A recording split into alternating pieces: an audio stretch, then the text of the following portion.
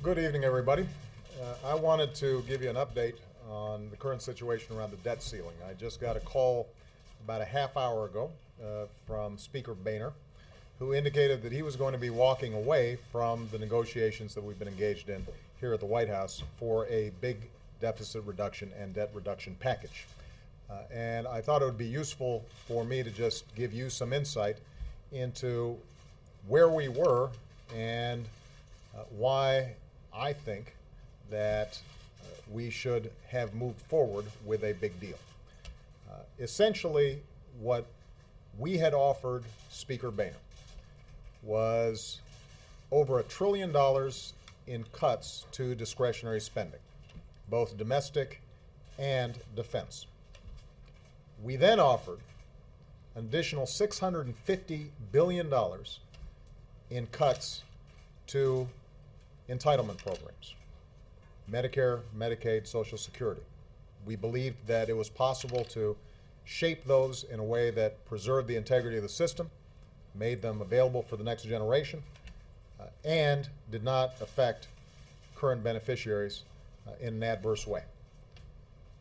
In addition, what we sought was revenues that were actually less than what the Gang of Six signed off on. So you had a bipartisan group of senators, including Republicans who are in leadership in the Senate, calling for what effectively was about $2 trillion above the Republican baseline that they've been working off of. What we said was give us $1.2 trillion in additional revenues, which could be accomplished without hiking tax rates, but could simply be accomplished by eliminating loopholes, eliminating some deductions, and engaging in a tax reform process that could have lowered rates generally while broadening the base.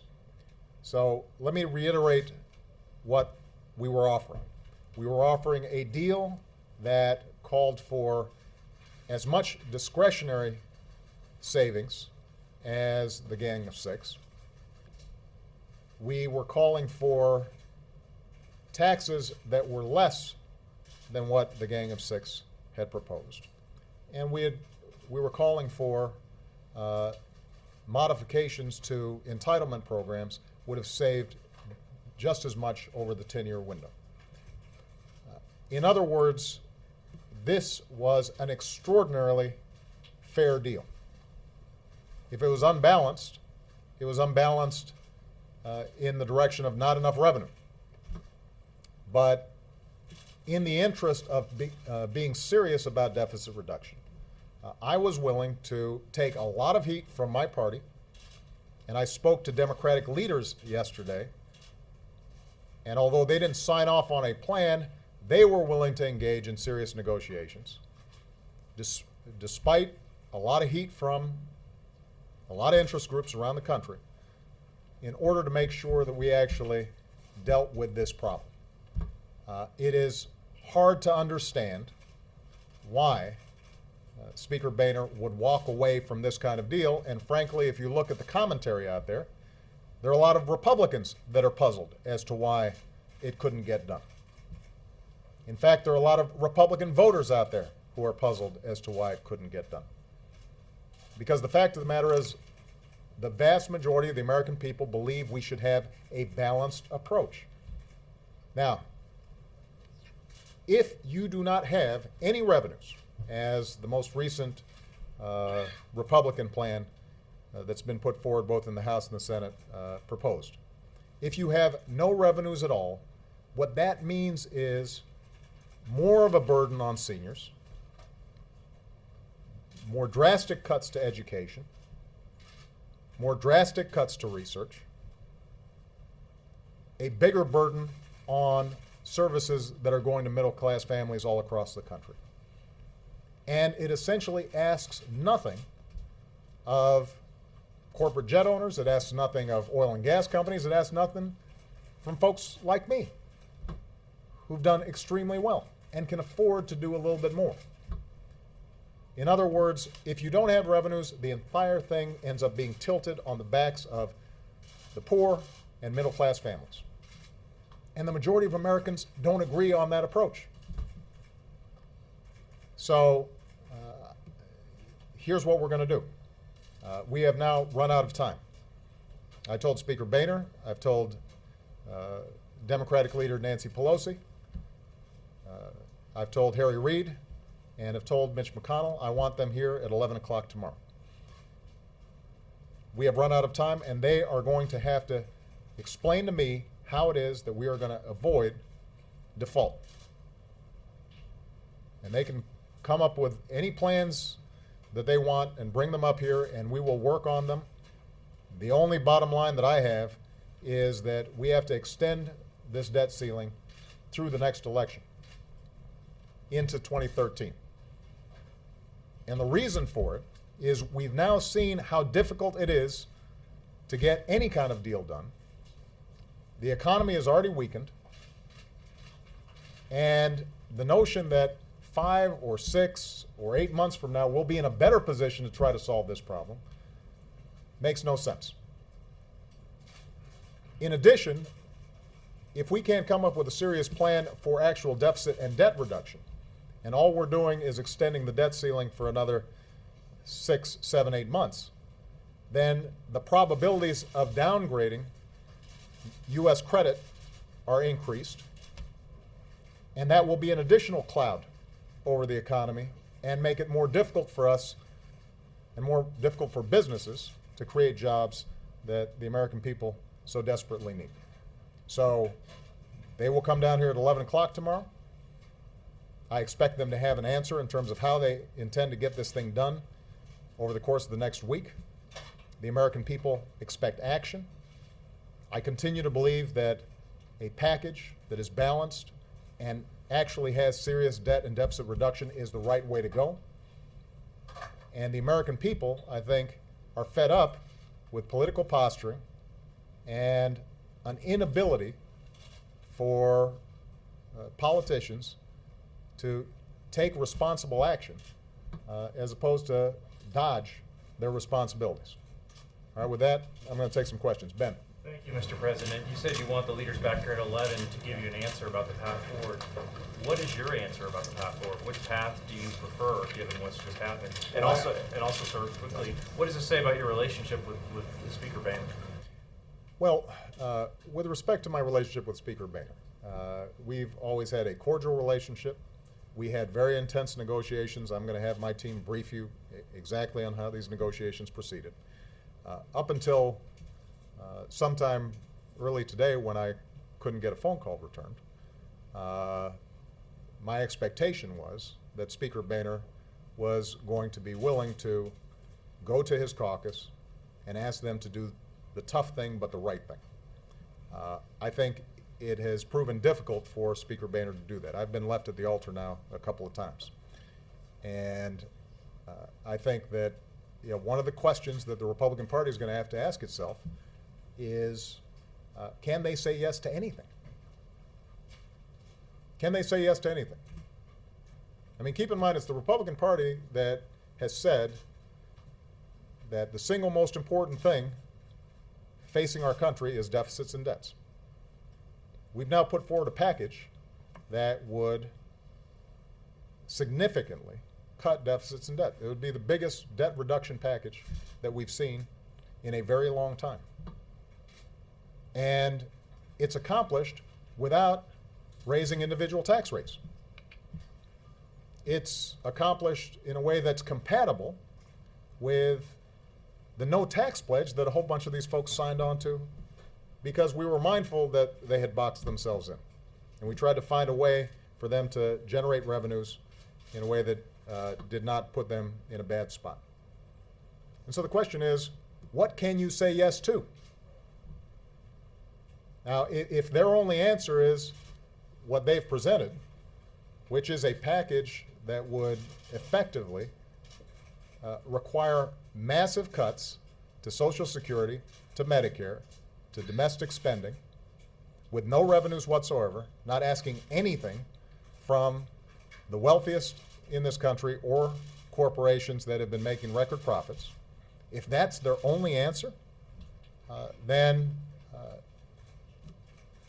it's going to be pretty difficult for us to figure out where to go. Because the fact of the matter is, that's what the American people are looking for, is some compromise, some willingness to put partisanship aside, some willingness to ignore talk radio or ignore activists in our respective bases and do the right thing. And to their credit, Nancy Pelosi, Harry Reid, the Democratic leadership, they sure did not like the plan that we were proposing to Boehner. But they were at least willing to engage in a conversation because they understood how important it is for us to actually solve this problem. And so far, I have not seen the capacity of the House Republicans in particular to make those tough decisions.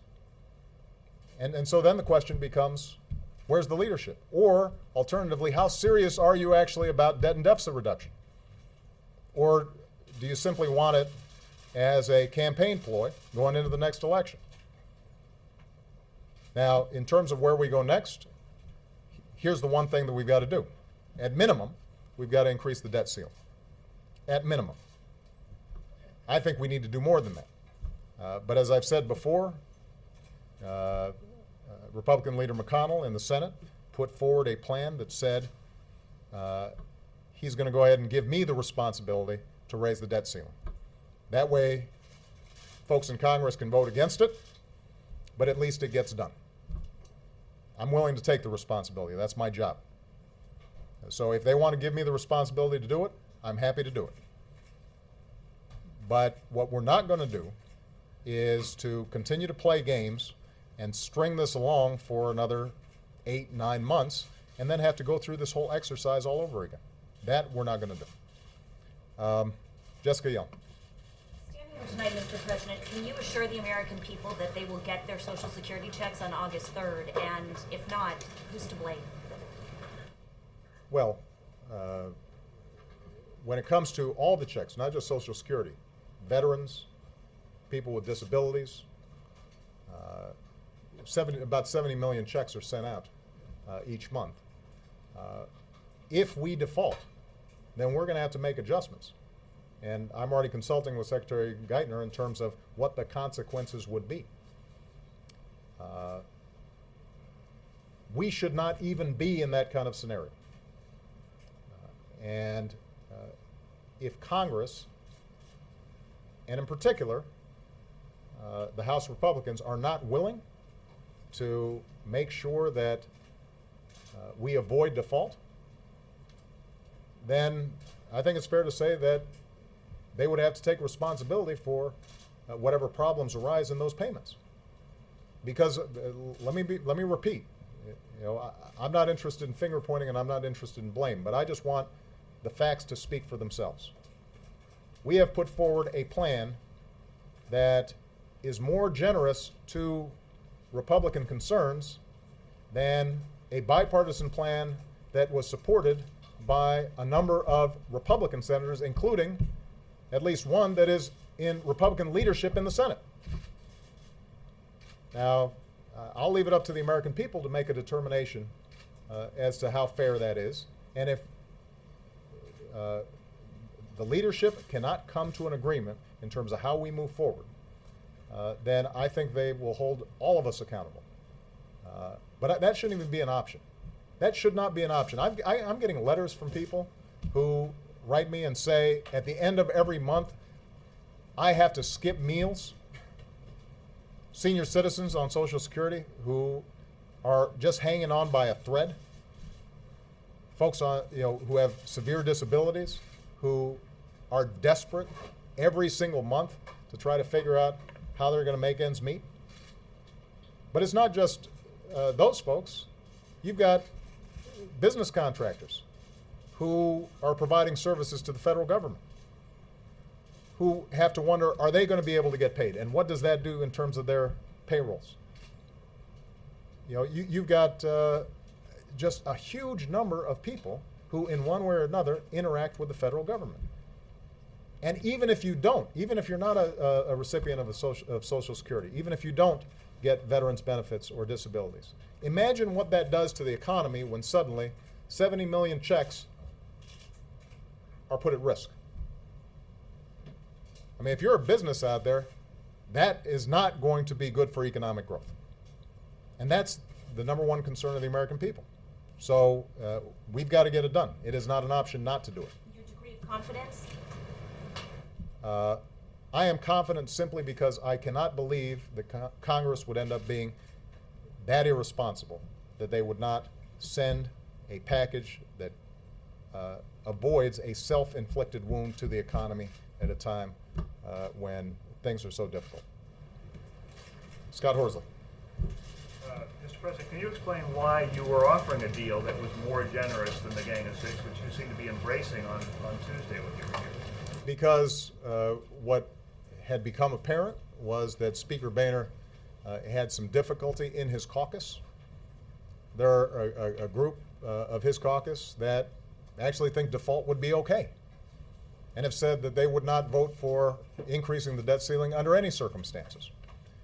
And so I understand how they get themselves stirred up and the sharp ideological lines that they've drawn. And ultimately, my responsibility is to make sure that we avoid extraordinary difficulties to American people and American businesses.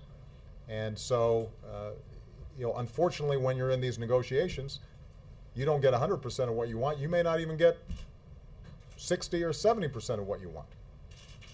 But I was willing to try to persuade Democratic leadership as well as Democratic members of Congress that even a deal that is not as balanced as I think it should be is better than no deal at all. And I was willing to persuade Democrats that getting a handle on debt and deficit reduction is important to Democrats just as much as it's important to Republicans. And frankly, a lot of Democrats are persuaded by that. As I said at the last press conference, if you're a progressive, you should want to get our fiscal house in order, because once we do, it allows us to then have a serious conversation about the investments that we need to make, like infrastructure, like rebuilding our roads and our bridges and airports, like investing more in college education, like making sure that we're focused on the kinds of research and technology that's going to help us win the future. It's a lot easier to do that when we've got our fiscal house in order. And that was an argument that I was willing to go out and make to a lot of skeptical Democrats, as you saw yesterday. But ultimately, that's what we should expect from our leaders. If this was easy, it would have already been done.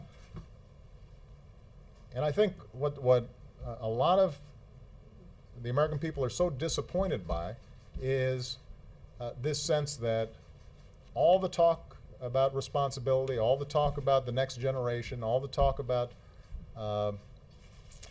making sacrifices, that when it comes to actually doing something difficult, folks walk away.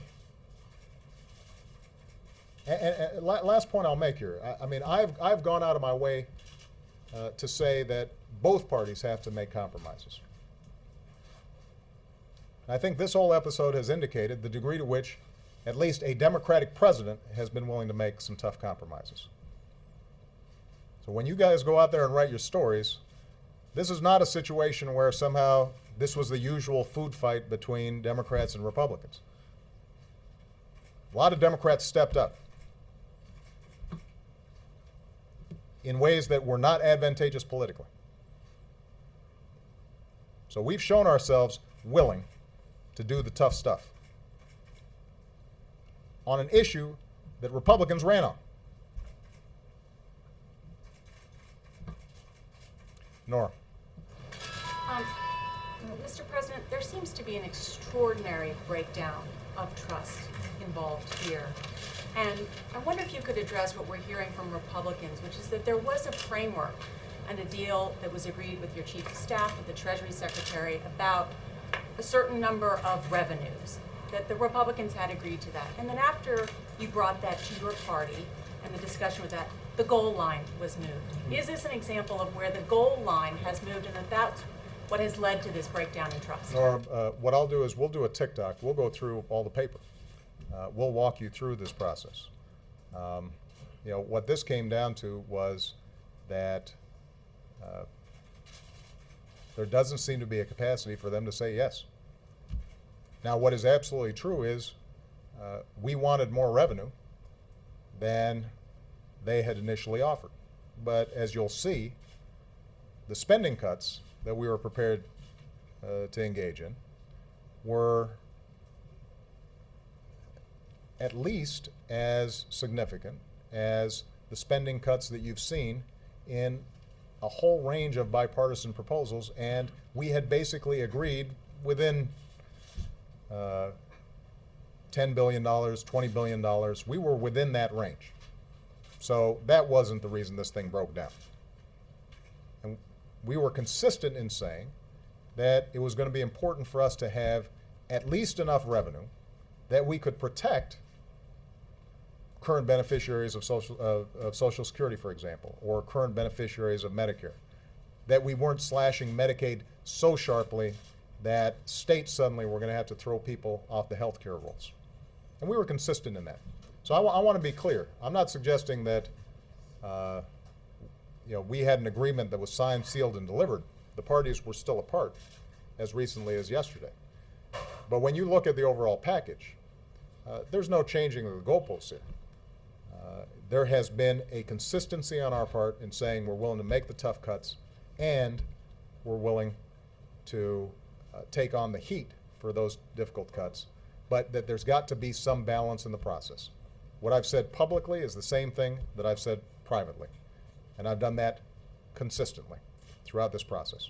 Now, with respect to this breakdown in trust, I think that we have operated above board consistently. There haven't been any surprises. I think the challenge really has to do with the seeming inability, particularly in the House of Representatives, to arrive at any kind of position that compromises any of their ideological preferences. None. And you've heard it. I mean, I'm not making this up. I think a number of members of that caucus have been very clear about that. And But they were willing to give on some revenues, apparently. absolutely. But what you saw, and again, you'll see this from the description of the deal. Essentially, what they had agreed to give on is to get back to a baseline. This starts getting technical, but there were about $800 billion in revenue that were going to be available. And what we said was, when you've got a ratio of $4 in cuts for every $1 of revenue, that's pretty hard to stomach. And we think it's important to make sure that whatever additional revenue is in there covers the amount of money that's being taken out of entitlement programs. That's only fair. If I'm saying to future recipients of Social Security or Medicare that you're going to have to make some adjustments, it's important that we're also willing to make some adjustments when it comes to corporate jet owners or oil and gas producers or people who are making millions or billions of dollars. Wendell. Where's Wendell? Wendell's not here. Leslie. Is Leslie here? Yes. There you go. Mr. President, thank you. You've said that your bottom line has been the big deal. That's not going to happen. Are you going to be willing to go back to just raising the debt ceiling bill? Well, I think I've been consistently saying here in this press room and everywhere that it is very important for us to raise the debt ceiling. We don't have an option on that. So if that's the best that Congress can do, then I will sign a extension of the debt ceiling that takes us through 2013. I don't think that's enough. I think we should do more. That's the bare minimum. That's the floor of what the American people expect us to do. So I'd like to see us do more, and when I meet with the leadership tomorrow, I'm going to say, let's do more. But if they tell me that's the best they can do, then I will sign an extension that goes to 2013, and I will make the case to the American people that we've got to continue going out there and solving this problem. It's the right thing to do, and it's time to do it. We can't keep on putting it off. You suggested that Speaker Boehner didn't return phone calls this afternoon. Could you elaborate a little bit on that? You know, I'm less concerned about me having to wait for my phone call return than I am the message that I received when I actually got the phone call. I'm going to make this last question. Go ahead. Yeah, the markets are closed right now, obviously. What assurances can you give people on Wall Street? Are you going to be reaching out to some people on Wall Street so that when Monday comes, we don't see a reaction to the news that's developing right now? Well, I think it's very important that the leadership understands that Wall Street will be opening on Monday, and we better have some answers during the course of the next several days. What can you say to people who are watching, who work on Wall Street, who might find this news a bit alarming, perhaps? Well, I think what you should say, here's what I'd say. I remain confident that we will get an extension of the debt limit and we will not default. I am confident of that. I am less confident at this point that people are willing to step up to the plate and actually deal with the underlying problem of debt and deficits. That requires tough choices. That's what we were sent here to do. I mean, the debt ceiling, that's a formality. Historically, this has not even been an issue. It's an unpleasant vote, but it's been a routine vote that Congress does periodically. It was raised 18 times when Ronald Reagan was president. Ronald Reagan said default is not an option, that it would be hugely damaging to the prestige of the United States. And we shouldn't even consider it. So that's the easy part. We should have done that 6 months ago. The hard part is actually dealing with the underlying debt and deficits and doing it in a way that's fair. That's all the American people are looking for, some fairness. I can't tell you how many letters and emails I get, including from Republican voters, who say, look, we know that neither party is blameless when it comes to how this debt and deficit developed. There's been a lot of blame to spread around. But we sure hope you don't just balance the budget on the backs of seniors. We sure hope that we're not slashing our commitment to make sure kids can go to college. We sure hope that we're not suddenly throwing a bunch of poor kids off the Medicaid rolls so they can't get basic preventative services that keep them out of the emergency room. That's all they're looking for, is some fairness. Now, what you're going to hear, I suspect, is, well, you know, if the Senate is prepared to pass the cap, cut, and balance bill, the Republican plan, then somehow we can solve this problem. That's serious debt reduction. It turns out, actually, that the plan that Speaker Boehner and I were talking about was comparable in terms of deficit reduction. The difference was that we didn't put all the burden on the people who are least able to protect themselves, who don't have lobbyists in this town, who don't have lawyers working on the tax code for them. Working stiffs out there, ordinary folks who are struggling every day. And they know they're getting a raw deal. And they're mad at everybody about it.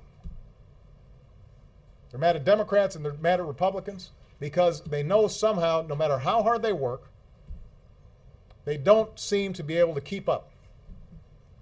And what they're looking for is somebody who's willing to look out for them. That's all they're looking for.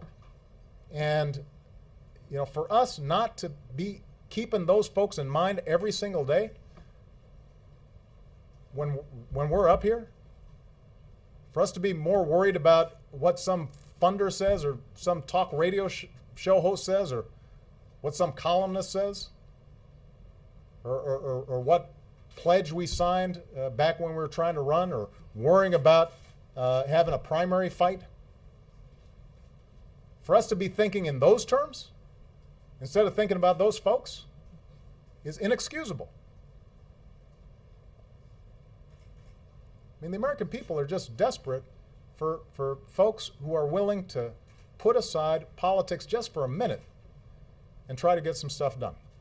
So when Nora asked, or somebody else asked, you know, why was I willing to go along with a deal that wasn't optimal from my perspective? It was because even if I didn't think the deal was perfect, at least it would show that this place is serious, that we're willing to take on our responsibilities even when it's tough, that we're willing to step up even when the folks who helped get us elected may disagree. And you know, at some point, I think if you want to be a leader, then you got to lead. Thank you very much. Mr.